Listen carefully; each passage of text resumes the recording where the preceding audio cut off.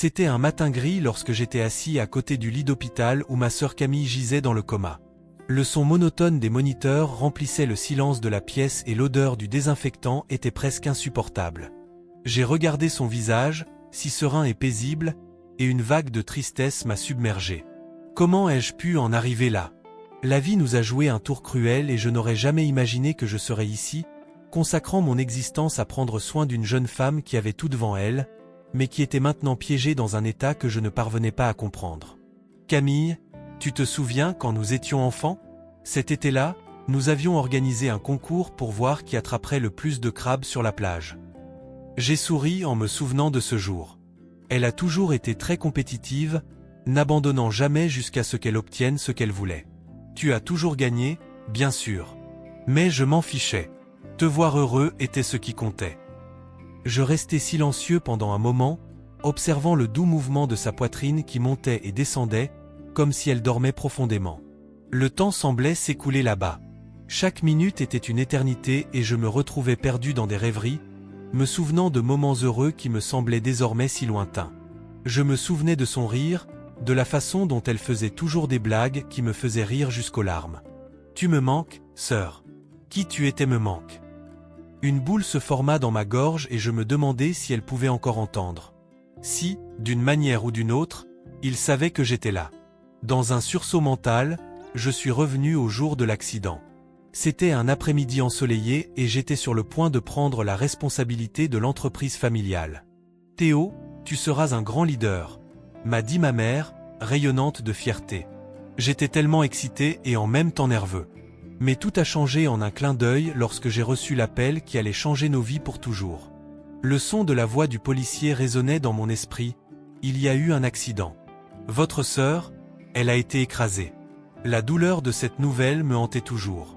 L'image d'elle allongée sur le trottoir, l'ambulance, les cris, tout cela se mélangeait dans un tourbillon d'émotions que je n'arrivais pas à gérer. Comment est-ce arrivé? Je me suis demandé d'innombrables fois, sentant la culpabilité peser sur mes épaules. Si j'étais plus attentif, si je n'étais pas aussi concentré sur mes projets, peut-être que les choses seraient différentes. Ce matin-là, alors que je surveillais les moniteurs, une infirmière entra. « Bonjour Théo. Comment vas-tu aujourd'hui ?» Il m'a regardé avec compassion, comme s'il connaissait la bataille à laquelle je faisais face chaque jour. « Elle est toujours stable. Nous faisons tout ce que nous pouvons. » Il parlait sur un ton qui se voulait réconfortant, mais qui ne faisait que me rappeler la fragilité de la situation. « Merci, je sais que vous faites de votre mieux. » J'ai pris une profonde inspiration, essayant de rester calme. Mais mon cœur battait à tout rompre et la réalité des factures croissantes et des traitements coûteux me pesait sur l'esprit. Je ne savais pas comment j'allais garder tout cela ensemble. Si tu as besoin de quoi que ce soit, n'hésite pas à me le faire savoir. L'infirmière est partie et je me suis retrouvé seul, perdu dans mes pensées. Je me suis levé et j'ai regardé par la fenêtre. Le ciel gris ne reflétait pas ce que je ressentais à l'intérieur. Il était prêt à tout abandonner, même à son héritage familial, si cela permettait à Camille de bénéficier des meilleurs soins possibles. Je m'en fiche de la fortune si cela signifie la revoir se réveiller. Je trouverai un moyen de prendre soin de toi, Camille. Je le promets. Murmurai-je, même si je savais que les mots n'étaient qu'un écho dans le vide. Mon destin était tout tracé et je ne savais pas comment se dérouleraient les prochaines semaines, mais une chose était sûre. Je ferais tout ce qui était nécessaire pour prendre soin de ma sœur.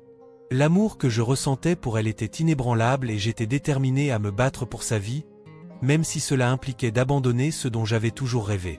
Alors que l'arôme du café frais remplissait l'air du café, je me sentais un peu à ma place. C'était curieux de voir à quel point un environnement aussi commun et accueillant pouvait me rendre si anxieux. Les gens autour de moi semblaient si heureux et insouciants, tandis que j'avais du mal à trouver une raison de sourire. Juliette, ma collègue, a remarqué mon regard lointain et est venue vers moi, un sourire chaleureux illuminant son visage. « Hé, Théo, est-ce que tu vas bien? C'est comme si vous portiez le poids du monde sur vos épaules, a-t-elle déclaré avec une véritable inquiétude dans la voix. « Je pense juste à Camille, répondis-je en regardant le sol. Chaque jour, je viens ici, mais la vérité est que je me sens tellement piégé dans cette vie. J'ai tout abandonné et parfois je me demande si ça vaut le coup. Juliette s'est assise à côté de moi, prenant un moment de son travail pour m'écouter. Je sais que c'est difficile, mais tu fais quelque chose d'incroyable. Prendre soin de sa sœur est une forme d'amour que beaucoup n'auraient pas le courage de montrer. J'admire ça chez toi. Je l'ai remercié pour sa gentillesse, mais la compression dans ma poitrine ne s'est pas atténuée. Mais je suis si seule, Juliette. La vie m'a dépassé alors que je me concentrais uniquement sur prendre soin d'elle. Je n'ai pas d'amis, je n'ai pas de vie sociale. C'est comme si j'étais coincé dans une bulle. Vous n'êtes pas obligé de ressentir cela. Je suis là et tu peux toujours compter sur moi. Parfois, nous avons besoin de quelqu'un pour nous rappeler que la vie est toujours là, à nous attendre, dit-elle en touchant doucement mon bras. Cette simple connexion m'a fait me sentir un peu plus léger, mais il restait encore une ombre de doute. Je ne sais pas si je peux continuer comme ça. Il y a des jours où j'ai juste envie d'abandonner. Tu sais, abandonner tout. Juliette fronça les sourcils, l'air inquiète. Ne dis pas ça. Écoute, tu fais un énorme sacrifice. Parfois, on a l'impression que la lutte est sans fin, mais vous n'êtes pas seul. Et crois-moi, ta sœur a plus que jamais besoin de toi. L'amour que vous lui portez la maintient en vie. Je sais, murmurai-je, sentant l'émotion monter dans ma gorge. J'aimerais juste qu'elle puisse redevenir qui elle était. Et, si je suis honnête, je voulais aussi vivre ma vie. Mais que ferais-je sans elle? Elle est tout ce que j'ai. Juliette entrelaça ses doigts, pensive. Vous pouvez prendre soin d'elle tout en gardant votre propre vie. C'est un équilibre difficile, mais c'est possible. Tu mérites d'être heureux, Théo. Vous vous sacrifiez par amour, mais cela ne veut pas dire que vous devez vous perdre dans le processus. Elle avait raison, mais comment pourrais-je abandonner ma responsabilité? Le poids de la culpabilité était écrasant. Parfois, j'ai l'impression d'être égoïste de vouloir quelque chose de plus, ai-je avoué en regardant les visages des clients qui passaient, chacun perdu dans sa propre histoire. Ce n'est pas de l'égoïsme, c'est de l'humanité.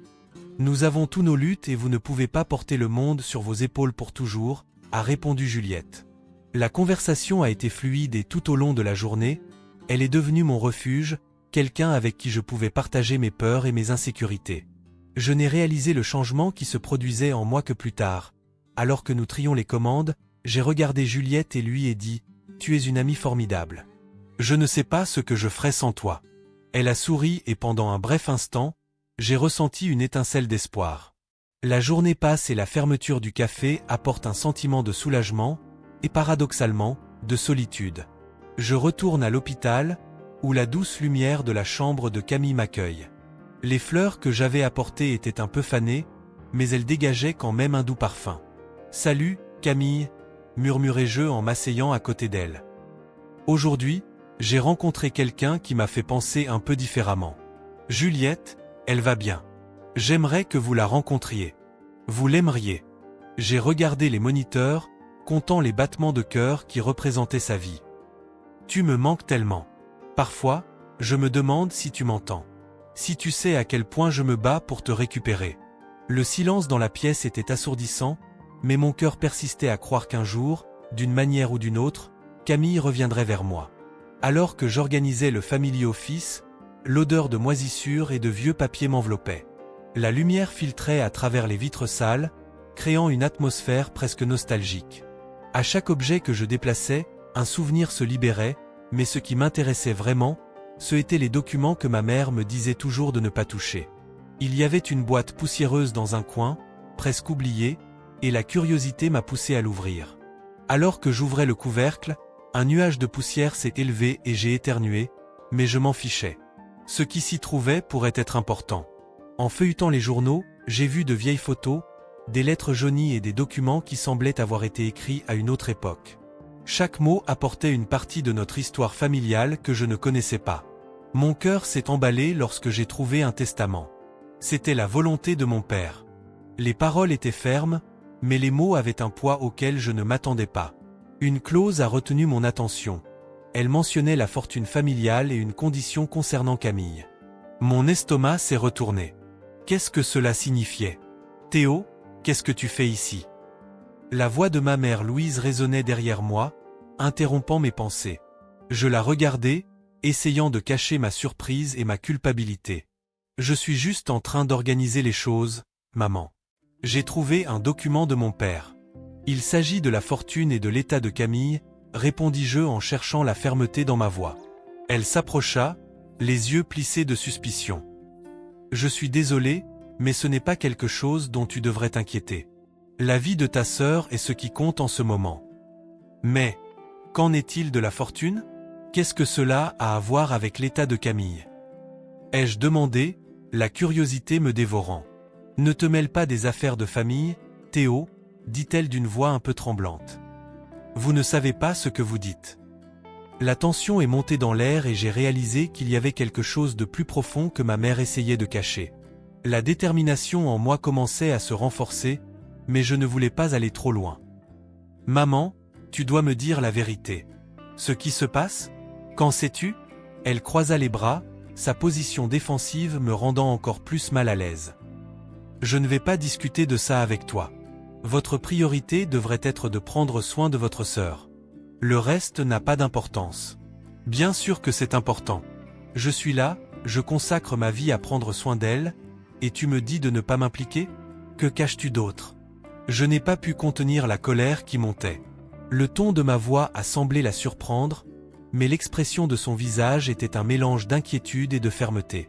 Théo, je te préviens. Tu ferais mieux de ne pas creuser trop profondément. Vous n'aimerez peut-être pas ce que vous trouvez, répondit-elle, sa voix douce mais avec un avertissement intégré. Alors c'est vrai. Il y a quelque chose de sombre dans ce testament, quelque chose que vous ne voulez pas que je découvre. Je ne pouvais pas croire que la femme que j'avais toujours considérée comme la source d'amour et de sécurité se révélait désormais si distante et impénétrable. Elle s'est retournée pour partir, mais avant qu'elle puisse atteindre la porte, j'ai demandé « Est-ce que tu tiens vraiment à Camille? Ou est-ce simplement l'image que vous souhaitez conserver ?» Mes mots restèrent lourds dans l'air, et son expression faiblit pendant un bref instant. « Théo, tu n'as aucune idée de ce que tu dis, » murmura-t-elle, et le ton de sa voix était presque triste. La vie est compliquée et il y a des choses qu'on ne comprend pas. Sur ce, elle est partie et je suis resté là, seul, entouré de documents qui semblaient désormais contenir des secrets susceptibles de briser tout ce que je croyais savoir sur ma famille. La colère et la confusion se mêlaient à des papillons dans mon estomac, alors que la vérité commençait à se dessiner dans mon esprit comme une ombre menaçante. Cette conversation ne m'a apporté aucune réponse, mais elle a allumé un feu en moi. J'avais besoin de découvrir la vérité sur Camille et tout ce que ma mère avait caché. La fortune, les circonstances et la vie de ma sœur étaient liées d'une manière que je ne comprenais pas encore, mais j'étais déterminé à aller jusqu'au bout. Il faisait nuit et la faible lumière de la lampe à côté du lit de Camille projetait des ombres dansantes sur les murs. Mon cœur se serra lorsque je regardais ma sœur, toujours prisonnière d'un profond sommeil qui semblait n'avoir aucune fin. Culpabilité et confusion se mélangeaient dans mon esprit, surtout après avoir découvert qu'elle avait eu une relation avec un Antoine, un nom que je n'avais jamais entendu auparavant. Qu'est-ce que je ne savais pas d'autre? Qu'est-ce que ma famille avait caché d'autre? Je me levai de ma chaise, sentant le poids de la responsabilité sur mes épaules. Le besoin de comprendre ce qui s'était réellement passé ce jour fatidique m'a consumé. Si Camille cachait quelque chose, je devais le découvrir. Et si sa relation avec cet Antoine avait quelque chose à voir avec l'accident? Pensais-je, sentant un frisson dans ma colonne vertébrale. Le lendemain matin, je suis allé au café, essayant de distraire mon esprit du tourbillon de pensées. Juliette était là, comme toujours, occupée derrière le comptoir. Quand je l'ai vue, une vague de réconfort m'a submergé. C'était la seule personne vers qui je pouvais m'exprimer, quelqu'un qui m'écoutait sans me juger. « Salut Théo, comment vas-tu » demanda-t-elle en souriant, mais j'ai remarqué que ses yeux l'analysaient. « Ah, tu sais, combattre des démons familiers » répondis-je en me forçant à sourire. J'ai découvert des choses sur Camille. Il semblerait qu'elle entretenait une relation que personne dans sa famille n'approuvait. Juliette fronça les sourcils, visiblement intriguée. « Pensez-vous que cela puisse avoir quelque chose à voir avec ce qui lui est arrivé ?»« L'accident ?» ?»« C'est ce que j'essaie de comprendre, marmonnai-je en regardant le sol. Mais j'ai peur de ce que je pourrais trouver. Et si c'était quelque chose que je ne peux pas gérer? Que dois-je faire de cette information, si elle est vraie? Elle s'approcha et posa doucement sa main sur mon bras. Théo, tu ne peux pas laisser la peur te paralyser. Parfois la vérité est douloureuse, mais c'est le seul moyen de trouver la paix. Il faut savoir ce qui s'est réellement passé. Je le sais, mais si cette vérité blessait encore plus Camille? Et si cela l'éloignait de moi? Le doute s'est échappé dans un murmure et je me suis senti vulnérable. Tu fais ça pour elle. Tu l'aimes, et c'est ce qui compte vraiment, dit fermement Juliette. Tu dois être fort, pour toi et pour elle. Cela a fait battre mon cœur. La façon dont elle parlait, la façon dont elle me regardait, pendant un bref instant, les inquiétudes concernant ma sœur disparurent, remplacées par une tension dont je ne soupçonnais pas l'existence entre nous. Mais je me suis vite souvenu de ce qui comptait vraiment et j'ai repoussé ces pensées. Je sais que j'ai besoin de découvrir la vérité, mais je ne sais pas par où commencer. Juliette sourit, une lueur de détermination dans les yeux. Pourquoi n'essaies-tu pas de parler à quelqu'un qui connaissait Camille? Un proche qui a peut-être vu ou entendu quelque chose. Cela pourrait être un bon point de départ. Tu as raison. Je dois retrouver Antoine, déclarai-je, décidant que je ne pouvais plus retarder ma recherche. L'idée de le confronter me rendait nerveux, mais il n'y avait pas d'autre choix. S'il savait quelque chose et ne me l'a pas dit, j'ai besoin de savoir pourquoi. Je t'aiderai de toutes les manières possibles, a déclaré Juliette, et le sentiment d'avoir quelqu'un à mes côtés m'a donné de la force. Après le travail, je suis rentré chez moi et j'ai dressé une liste de contacts possibles. Je me suis souvenu de certains amis de Camille, et après une recherche rapide, j'ai obtenu le numéro de téléphone d'Antoine. Mon cœur battait vite et l'incertitude de tout m'enveloppait comme un épais brouillard. Si je ne découvre pas la vérité, je ne pourrai plus jamais mener une vie normale, me suis-je murmuré. J'ai décroché le téléphone, et d'une main tremblante, j'ai composé le numéro. La sonnerie résonnait dans la pièce silencieuse et chaque seconde semblait une éternité. Quand quelqu'un a finalement répondu, une voix masculine calme et hésitante a répondu « Bonjour ?» Antoine. Le nom était prononcé dans un murmure et la tension dans l'air semblait palpable. Je suis Théo, le frère de Camille. La pause qui suivit fut assourdissante. Théo, je ne m'attendais pas à avoir de tes nouvelles, dit-il, sa voix révélant un mélange de surprise et d'inquiétude. Comment va-t-elle? Elle est toujours dans le coma. J'essaie de comprendre ce qui s'est passé. J'ai besoin de savoir, tu sais quelque chose sur son accident. Le silence sur la ligne s'est prolongé et j'ai réalisé que j'étais sur le point de franchir la frontière entre la douleur et la vérité. La lumière du soleil pénétrait par la fenêtre de l'hôpital, se reflétant sur les murs blancs, créant un contraste subtil avec la douleur que je ressentais dans ma poitrine. J'étais assise à côté du lit de Camille, la regardant comme toujours, attendant qu'elle ouvre les yeux et me reconnaisse. Mon cœur était lourd, mais la détermination qui montait dans mon âme était encore plus forte. J'avais besoin de découvrir la vérité, pas seulement pour moi, mais surtout pour elle. Après tant de jours de recherche et d'enquête, j'ai enfin réussi à retrouver Antoine. La tension dans la salle d'attente du café où nous nous sommes rencontrés était palpable. Il avait l'air nerveux, mais son expression de soulagement en me voyant était également évidente. Théo, commença-t-il avec hésitation. Je ne savais pas si tu viendrais réellement.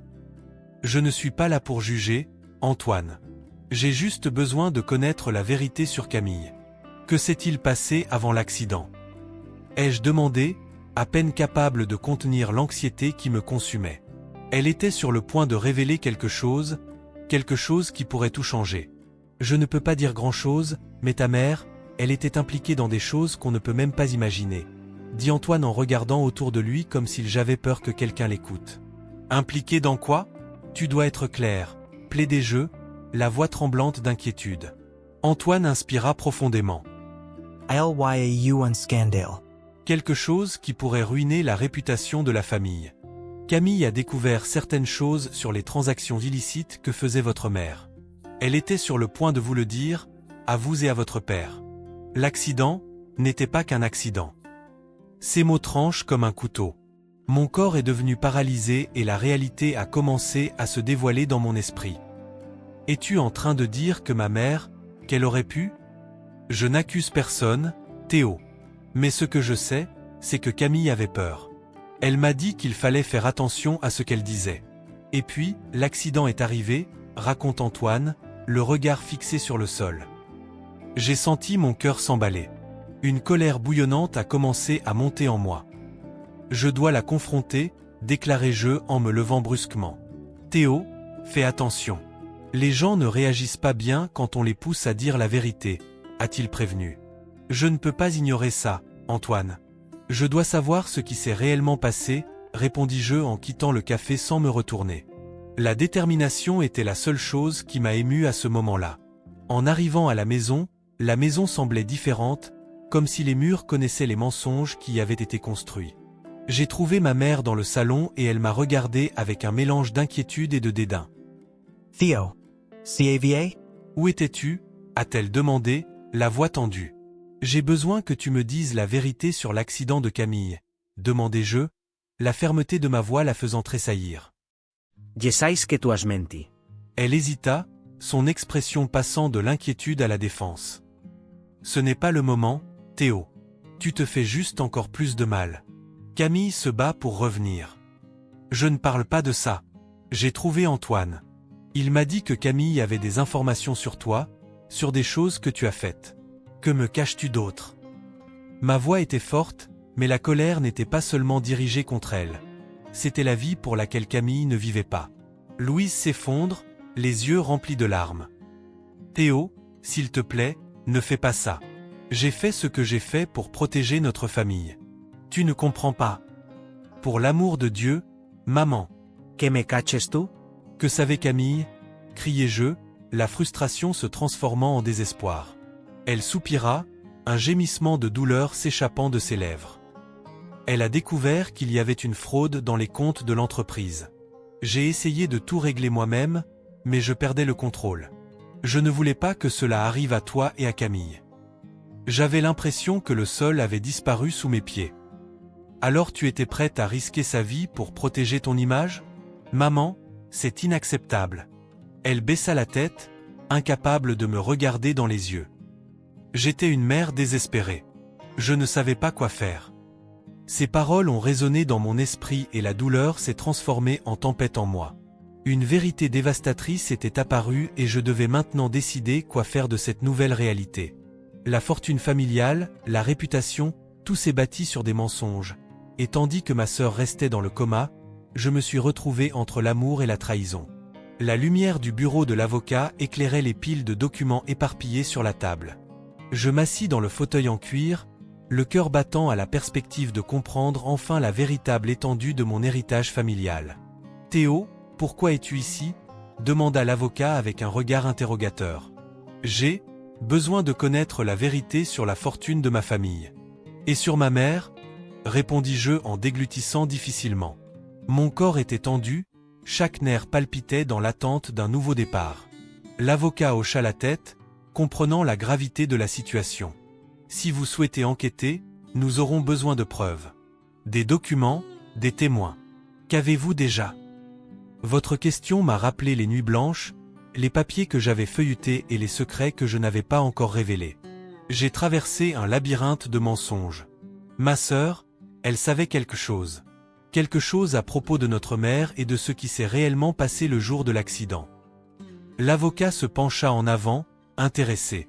Êtes-vous en train de dire que votre sœur a peut-être été victime de quelque chose de plus grave? Oui, répondis-je en le regardant dans les yeux. J'ai besoin de découvrir la vérité, pas seulement pour moi, mais pour Camille. La conversation était fluide et à chaque mot, j'avais l'impression de retrouver une partie du contrôle que j'avais perdu au fil des années. Après une heure de discussion et de projet, j'ai quitté le bureau avec un nouvel objectif. Il était maintenant temps de me concentrer sur Camille et sur la manière dont elle pourrait m'aider à découvrir la vérité. Le lendemain, en arrivant à l'hôpital, l'environnement me semblait différent. Une étrange énergie flottait dans l'air et le son du moniteur cardiaque semblait plus fort que jamais. L'infirmière m'a accueilli et je me suis rapidement dirigé vers le lit de ma sœur. « Salut, Camille » murmurai-je en lui tenant doucement la main. « Aujourd'hui, j'ai un nouvel espoir. » C'est alors que quelque chose d'extraordinaire s'est produit. Ses yeux, restés si longtemps fermés, commencèrent à bouger. Un mouvement subtil, mais suffisant pour faire battre mon cœur. « Théo !» Sa voix était un léger murmure, mais je l'ai entendu. Le monde autour de moi a disparu. « Camille !» J'ai crié, les larmes coulant sur mon visage. Je l'ai serré dans mes bras, ne sachant pas si elle était vraiment réveillée ou si ce n'était qu'une illusion. Tu es avec moi. J'ai entendu, tout, dit-elle, sa voix toujours tremblante. À propos de maman, ce qu'elle a fait. Tu sais ce qui s'est passé? Camille, s'il te plaît, dis-le-moi, suppliai-je, sa main froide toujours dans la mienne. Elle prit une profonde inspiration, essayant de reprendre son souffle et ses mots. Elle a essayé de me faire taire. J'ai découvert ce qu'elle faisait avec l'argent de la famille. Comme ça. J'étais sous le choc. Que as-tu découvert? Avant l'accident, j'ai eu un rendez-vous avec Antoine. Il savait tout. Maman ne voulait pas que je parle. Elle était impliquée dans quelque chose de bien plus grand. Quelque chose qui pourrait détruire notre famille. Chacun de ces mots était un coup dur. Douleur et trahison s'entrelacent dans ma poitrine. Camille, tu dois tout me dire. On ne peut pas laisser ça comme ça. Elle hésita, levant les yeux vers le plafond de la chambre. Théo, j'allais tout révéler. Maman cachait de l'argent sale et Jean avait la preuve. Elle avait peur que je dise la vérité. Le poids de la révélation est tombé sur moi. Pas seulement l'accident, mais toute la vie que j'ai connue était fondée sur des mensonges. Elle a essayé de te tuer pour protéger ce qu'elle a construit, n'est-ce pas? Marmonnai-je, l'horreur se répandant comme un poison dans mes veines. Oui, et maintenant tu dois faire quelque chose, Théo. Je ne peux pas lui permettre de continuer comme ça. Le ton de sa voix était ferme, la détermination brillait dans ses yeux. Une nouvelle force émergeait en moi et je savais que le chemin à parcourir ne serait pas facile. Je vais révéler la vérité, ai-je déclaré, sentant l'adrénaline monter dans mon corps. Te protéger est la seule chose qui compte en ce moment. La décision avait déjà été prise. La vie que je connaissais, l'héritage dont j'avais hérité, seraient tous confrontés. Il était temps de nous libérer, Camille et moi, des mensonges qui nous avaient si longtemps emprisonnés. Alors que je tenais la main de ma sœur, un nouveau chapitre a commencé. Ensemble, nous affronterions notre mère et tout ce qui se cachait dans l'ombre de notre passé. La vérité éclaterait, quel qu'en soit le prix.